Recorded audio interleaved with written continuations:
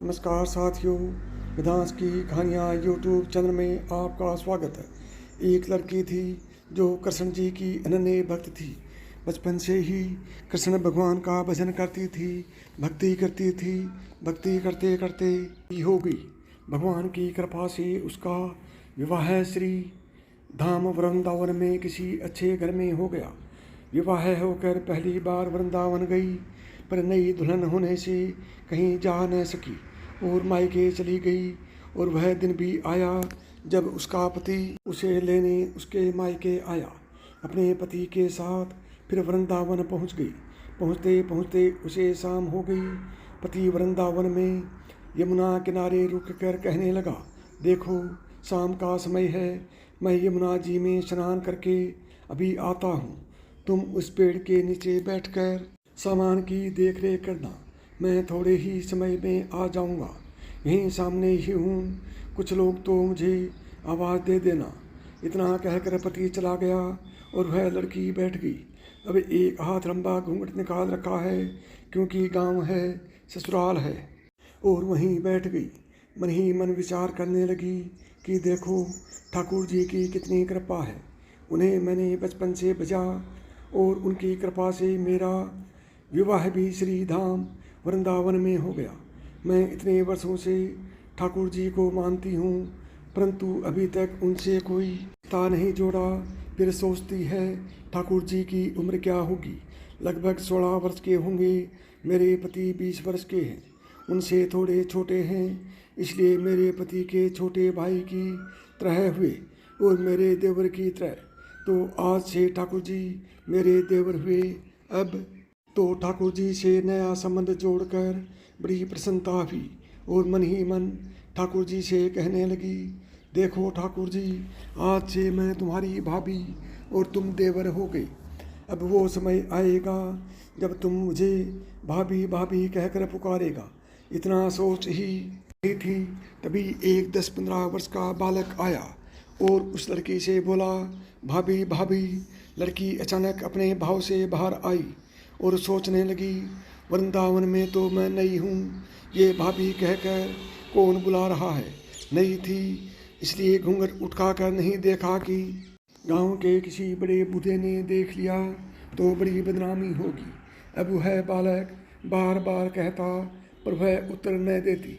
बालक पास आया और बोला, भाभी तनिक अपना चेहरा तो दिखा दे। अब वह सोचने लगी, अरे ये बालक तो बड़ी जिद कर रहा है, इसलिए कस के घूंघट पकड़कर बैठ गई कि कहीं घूंघट उठाकर देख न ले। लेकिन उस बालक ने जबरदस्ती घूंघट उठाकर चेहरा देखा और भाग गया। थोड़ी देर में उसका पति आ गया। उसने सारी बात अपने पति से कही। पति ने कहा, तुमने मुझे आवाज़ क्यों नहीं दी? कि बोली, वह तो इतने में भाग ही गया। पति बोला, चिंता मत करो, वृंदा बहुत बड़ा थोड़े ही है। कभी किसी गली में खेलता मिल गया हो तो हड्डी पसली एक कर दूंगा, फिर कभी ऐसा नहीं कर सकेगा। तुम्हें जहाँ भी दिखे मुझे ज़रूर बताना। फिर दोनों घर गए। कुछ दिन बाद उसकी सास ने अपने बेटे से कहा, बेटा देख तेरा विवाह हो गया, बहू मायके से भी आ गई, पर तुम दोनों अभी तक बांके बिहारी जी के दर्शन के लिए नहीं गए।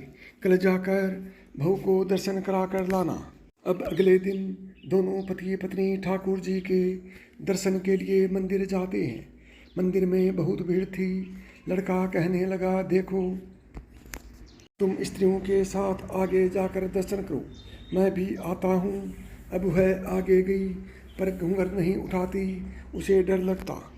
कोई बड़ा बूढ़ा देखेगा तो कहेगा, नई बहू घूंघट के बिना घूम रही है। बहुत देर हो गई। पीछे से पति ने आकर कहा, अरे बावली, बिहारी जी सामने हैं, तू घूंघट काहे नाए खोले? घूंघट नाए खोलेगी तो दर्शन कैसे करेगी? अब उसने अपना घूंघट उठाया और बांके बिहारी जी की ओर देखा तो बांके बिहारी जी की जगह वहीं बालक मुस्कुराता हुआ दिखा। तो एकदम से चिल्लाने लगी, सुनिए जल्दी आओ, जल्दी आओ। पति पीछे से भागा भागा आया। बोला, क्या हुआ? लड़की बोली, जो मुझे भाभी भाभी कहकर भागा था, वह बालक मिल गया। पति ने कहा, कहाँ है? अभी उसे देखता हूँ। तो ठाकुर जी की ओर से इशारा करके बोली, ये रहा, आपके सामने ही तो है। उसके पति ने जो देखा तो अवाक रह गया और बोला, धन्य हो, वास्तव में तुम्हारे हृदय में सच्चा भाव ठाकुर जी के प्रति है। मैं इतने वर्षों से वृंदावन में हूँ, मुझे आज तक उनके दर्शन नहीं हुए, और तेरा भाव इतना उच्च है कि बिहारी जी के तुझे दर्शन हुए। प्रेम से बोलो, जय बाके बिहारी लाल की।